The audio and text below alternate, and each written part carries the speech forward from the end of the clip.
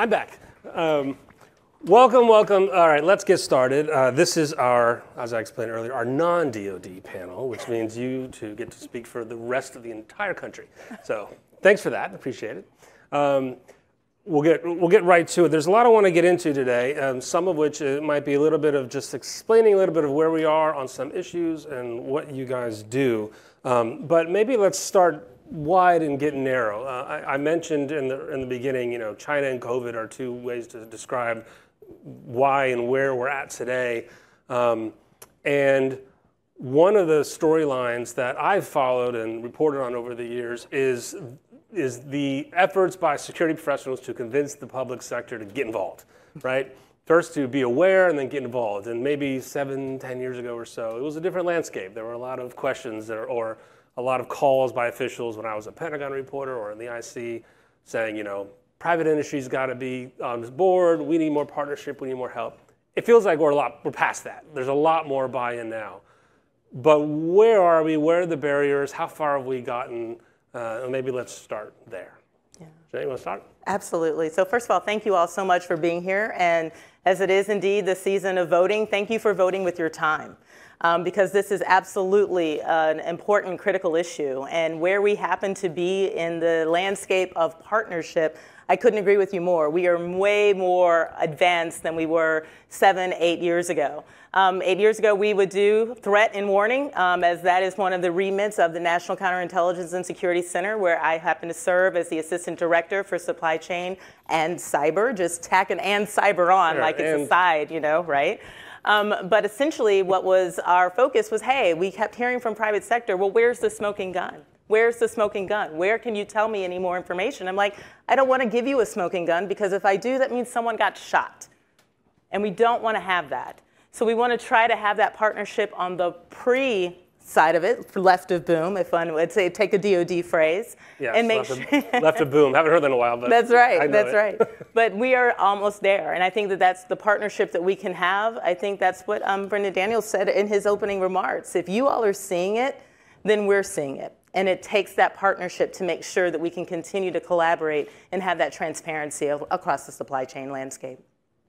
Brandon, same to you. Where do you feel the country is now, the partnership with private industry, compared to where it's been? Or do you have, I'm sure you don't have all the buy-in that you want and need, but maybe tell us where you've had successes and where like the next that next hill is that you're trying to get over. Yeah, so I think this is an extremely important question and topic. CISA was purpose-built for partnerships with the private sector. I mean, it was built to be that bridge between industry and government when it comes to building and maturing operational collaboration so that we can secure our critical infrastructure against all threats and hazards. And that partnership has evolved, and I think today there is more widespread understanding that our critical infrastructure is on the front lines. They are part of the battlefield, unfortunately, particularly in cyberspace. And therefore, that partnership, that operational collaboration with government is essential. And they are stepping up in really important and powerful ways. I would argue that some of the work that we are doing now is designed to say, where is risk best managed? How do you attack those centers of gravity related to risk? And it's in part why things like we announced earlier this year are pledge on making technology more secure by design, because those are critical places where you can attack the problem and get enormous scale in terms of risk management and success. And so I think we have moved the partnership in important ways, but there is certainly a lot more that we want to do. I know in the spring we saw two new, a presidential directive, a national security memo defining critical infrastructure, giving some guidelines. Explain a little bit of the importance of that, what's new. And the most important part after that is what are your most important threats right now that you're working on? Sure. So the President signed National Security Memorandum 22, which updated several previous legacy presidential directives on U.S. critical infrastructure security and resilience. And it was not revolutionary. In many cases, NSM 22 built on the success that we have had over the past decade since the previous presidential directive was signed. And updated it to reflect things like CISA did not exist as an independent agency like it does today. There are new threats and hazards that we face. I would argue no more pressing than the threat posed by China that you mentioned earlier in your opening remarks. The finding of Chinese compromises on U.S. critical infrastructure for the purpose of destructive or disruptive attacks in the future, I think for us is really game-changing. We'd always suspected, we always believed, and they always talked that that was part of their doctrine, but to actually find them on our critical infrastructure is both important and meaningful. I like to say the first shot in the Russia-Ukraine war was a cyber attack against the piece of critical infrastructure. The Russian targeting of Viasat communication satellites over Europe that disrupted Ukrainian command and control, but also affected critical infrastructure in multiple countries in the surrounding region. It is highly likely that the first shot in the next war will also be in cyber targeting critical infrastructure. And the prelude to that attack is prepositioning on that critical infrastructure today. And that is why it is so important that we both highlight what they are trying to achieve and build the relationships, the operational collaboration that we talked about to be able to tackle that problem and get ahead of it. I mean, what you're describing partly is this Volt Typhoon story, right? And yeah, absolutely. So, the U.S. came out and announced what they knew, and in the spring, there's been a couple. This has come back in the news a couple of times. I think at RSA it was a topic. It was said that Blinken was going to have more meetings or other administration people with the Chinese directly. What's changed since these announcements, since these meetings? Are there fewer attacks, more different things? What's changed? What's new? China's targeting of our critical infrastructure continues unabated. And we should not delude ourselves into thinking that the work that we are doing is going to stop them from trying to achieve their goals. We need to focus on what we can do to achieve our goals, and that is protect our critical infrastructure. There is a lot of work that we need to do that.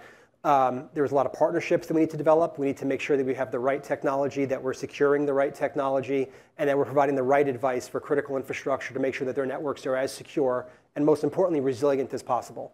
Because ultimately, we're never going to stop them everywhere. And our goal is to build more resilient critical infrastructure that can withstand the disruptive attacks that they hope to achieve. Exactly. And just to add on to that, I think that's one of the things that we've had to pivot from is making sure that people have a risk-based approach. And I think that's one of the things that you're not going to be able to secure everything everywhere. In the NCSC world, we always say we go guns, gates, and guards first. So that's the physical layer. Then we also have insider threat programs. If people are able to get beyond the gate, you make sure that that insider is there, and then also you have mechanisms within, even with an insider, to make sure that that particular insider threat does not become escapable. And then you get to the cyber layer. And that's where the supply chain comes in.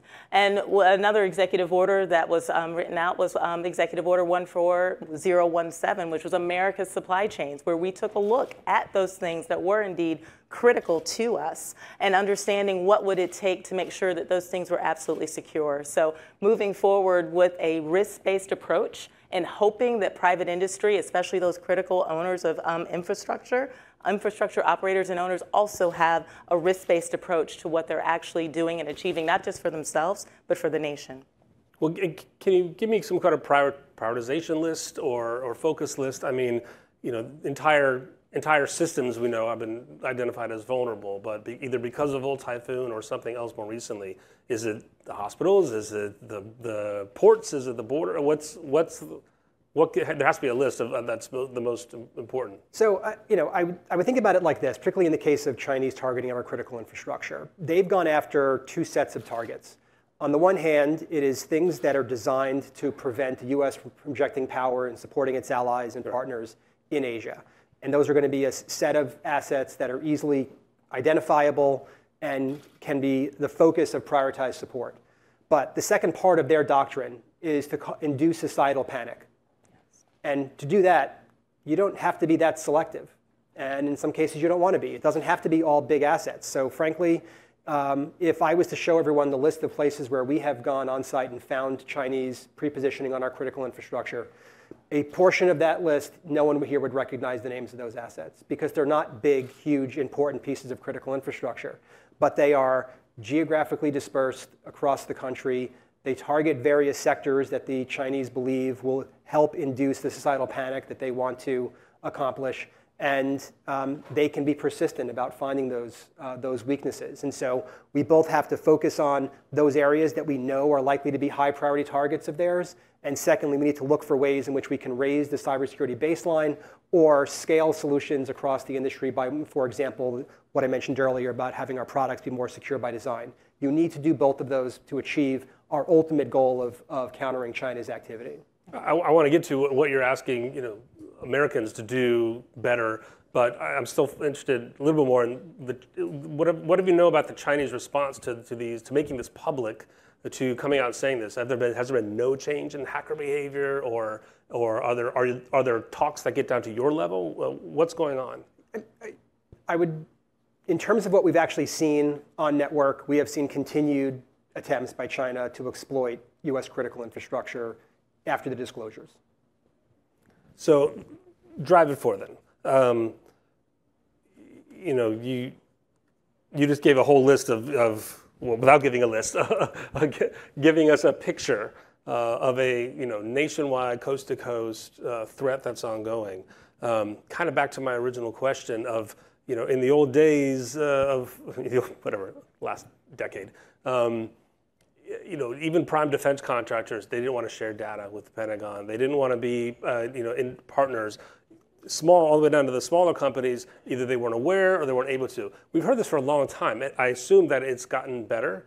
But what more do you need to see either from industry or even from, there are a couple of lawmakers coming up next from Congress to eliminate whatever barriers that you'd like to see to have more of that cooperation? Well, I'd like to foot stomp some of the things that CISA has already done in that space.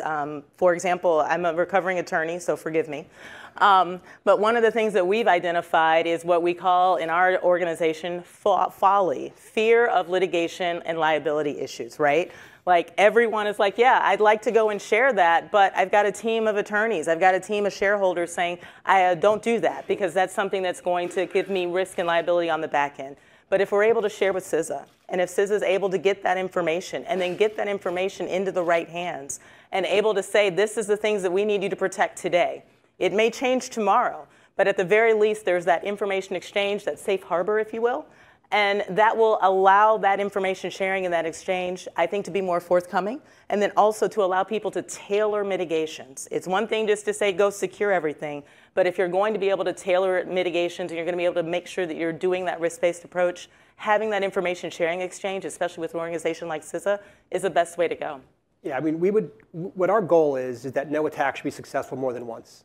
Because the first time it's seen, it's reported in, we can then understand how it was conducted and can get that information out to the entire ecosystem in a way that protects both the victim, but then helps the community raise their security baseline to prevent that attack from being used again.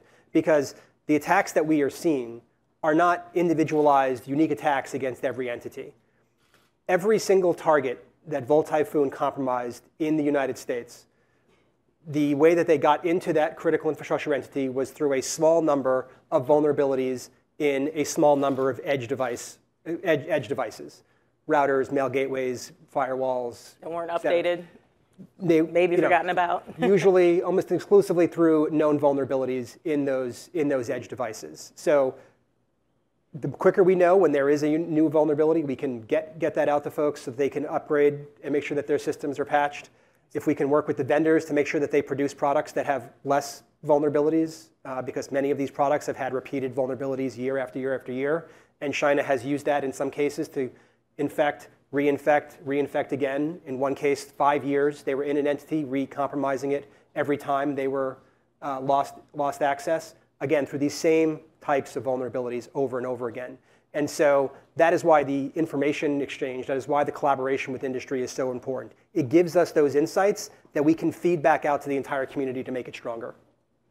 So I wanted to ask more about what's changed with the vendors, but the amount of information that you're talking about makes me want to jump ahead to talk about AI and how AI is helping. I mean, we assume it helps identify things faster, it helps sort data faster. We know all that. What else? Well, I guess I'll start. We're at a unique moment with AI, because for as much as we've talked about the potential risks of AI, The fact is today it is being operationalized in the defensive to support defensive operations in cybersecurity far faster than it's being used to weaponize and improve the skills of offensive cybersecurity actors. How long that will last, we don't know. Take a guess. Yeah. I'm not the speculating type. I'm not speculating. I wouldn't speculate, but go ahead. But I would say, so we need to figure out how do we capitalize on this moment where we are getting a huge advantage in our ability to up our cybersecurity game through the use of modern, advanced AI tools that build on a legacy of AI, ML work that's happened throughout the cybersecurity industry. Well, how do you capitalize? I mean, what do you have enough staffer who know? This is a comment that we're asking a lot of government agencies, and I kind of know the answer, but I want to hear you say it so that you're on the record and we can write a story about it. which is, do you have enough staffers who know how to do AI, much less how to oversee its use as a regulator or report it to Congress or for the public? The truth is, you're going to get the same information from anyone. No one has enough of the right people to do this. Everyone wants more. We have had a lot of success. DHS actually stood up an AI core.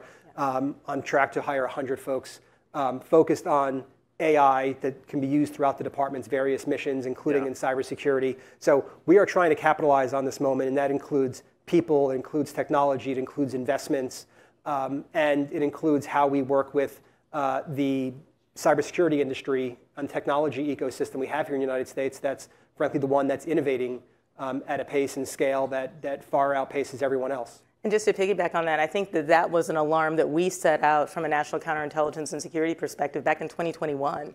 We listed the 5 critical technologies that we thought if we lost our technology advantage, if we didn't build the right level of skill force in order to bring and adopt AI, ML, addition, quantum, making sure that we were protecting the quantum legacy, and also making sure that we had semiconductors and autonomous vehicles, also in the bioeconomy. Those were the 5 major sectors that we said, hey, if we don't make sure that we have the technology advantage on that, then we're not going to be able to see what we need to do for the future. And so I think that there have been tremendous investments on both the government and the industry side, but that doesn't mean that it's slowed down our adversaries. I mean, what are your conversations like when you talk to your clients, your partners out there about what they need from AI or the threat like you're talking about? I mean, it sounds, I'm hearing you or the US, the intelligence community is ahead of the game with defensive advancements, but you don't know for how long, and we already need more AI operators. I would say that's right. So what's the response from contractors like these fine folks when you say, thanks, but you don't have enough or you need more? Or is it going in the right direction? I think it is going in the right direction, but it's about a scale issue. And it's about, again, getting back to that risk-based analysis. You're not going to be able to put AI everywhere. You're not going to be able to put machine learning everywhere, but where you've identified where that can really help an analyst, where it can really help someone to make sure that they're reaching out and pulling all of that information together, diving deep to figure out where those connections are and find that choke point within the supply chain. That's exactly where you can put those AI resources that you have now and then scale it to make sure that you have what you need in the future.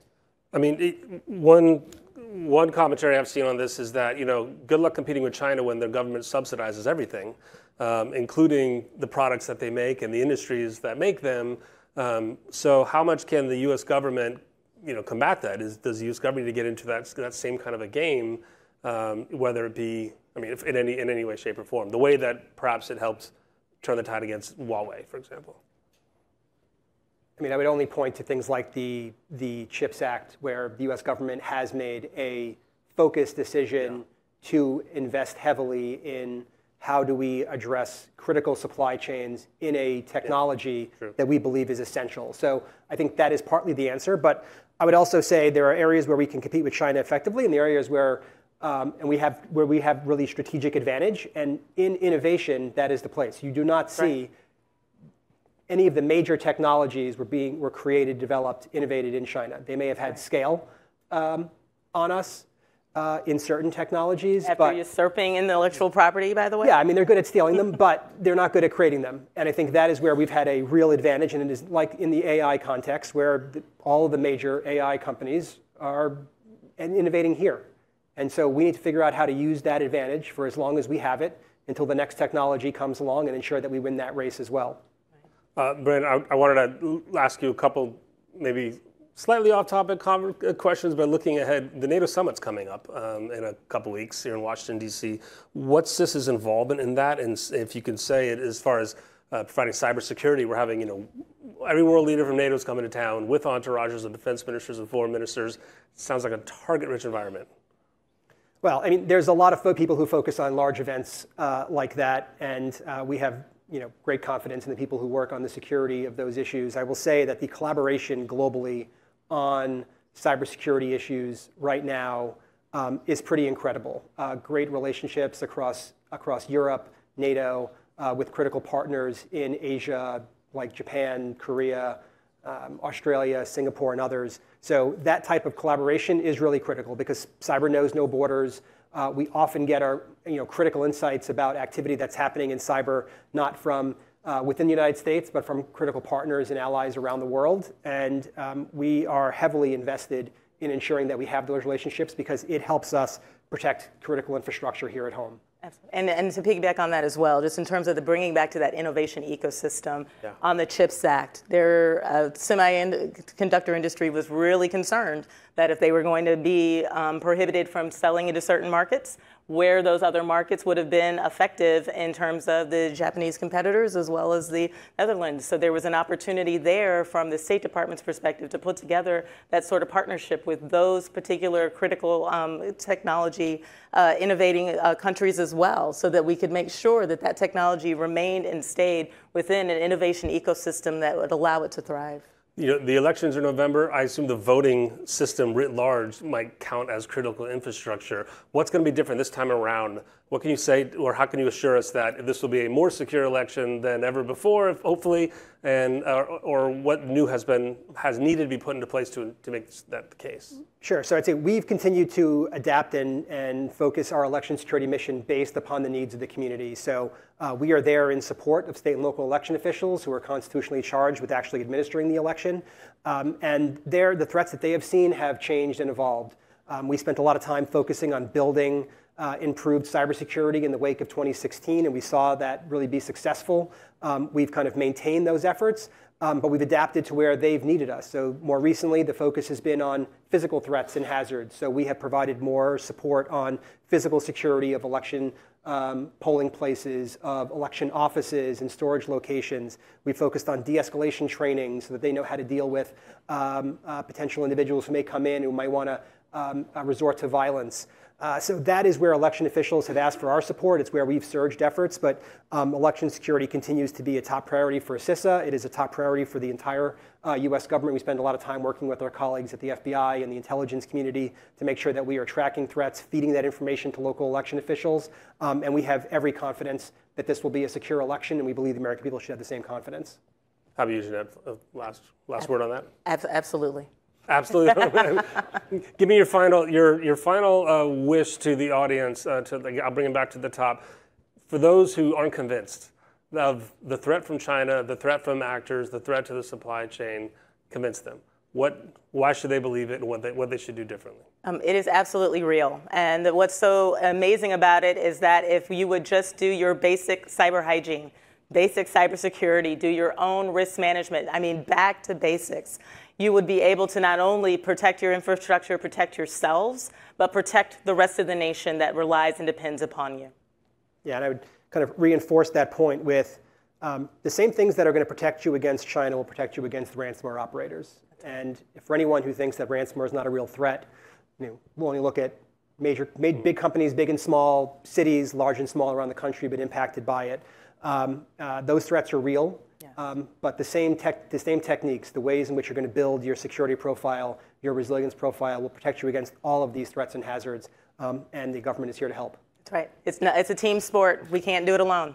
The government is here to help. We know what that means. All right, you're from the intelligence community. You've got your marching orders. Go brush your hygiene, your cyber hygiene.